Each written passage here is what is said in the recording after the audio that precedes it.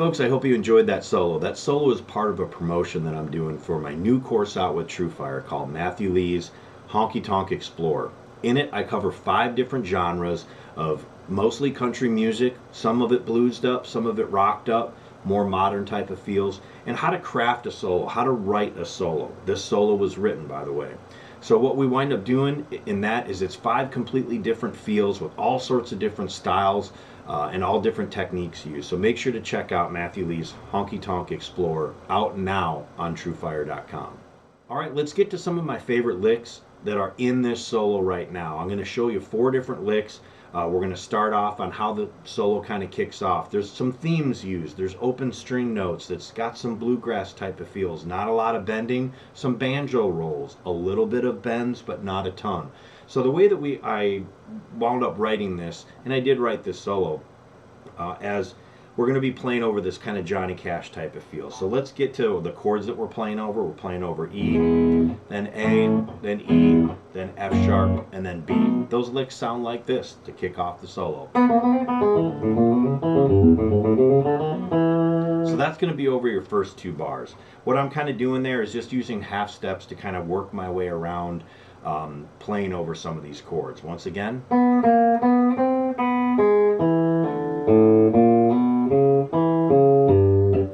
So we're in this lower position right here over the E chord. Now we wind up going, so it's outlining the A chord and then the E. So put together, basically this 2-bar lick is going to sound like this once again.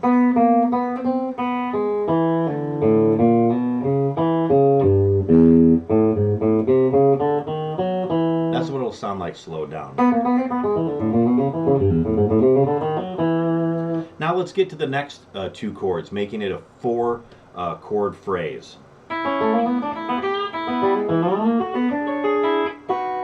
So what's going on there is we're going to be playing over the E, then the F sharp, and then the B. Little bend there. Now we're going to break away from that lower position with some open notes used, still up here.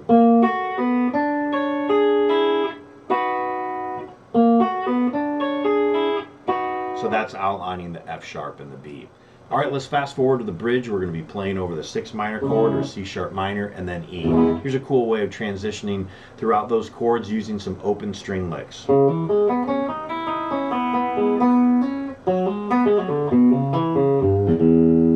So what's going on there is we're letting open strings bleed into other notes. We're just outlining in a nice little arpeggio.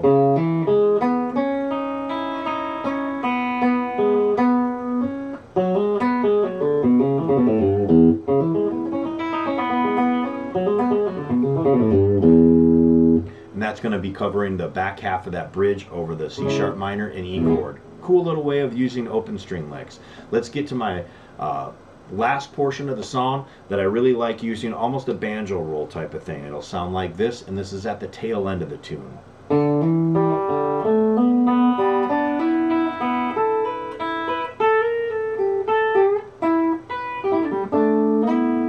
So what's going on there is we're getting towards the end of the tune. The theme of this is already used earlier in the song where I actually wind up descending. So I figured, why not use another theme and kind of ascend and do almost the same thing but a little bit different. So you're using open strings and right hand to kind of create that banjo type of sound.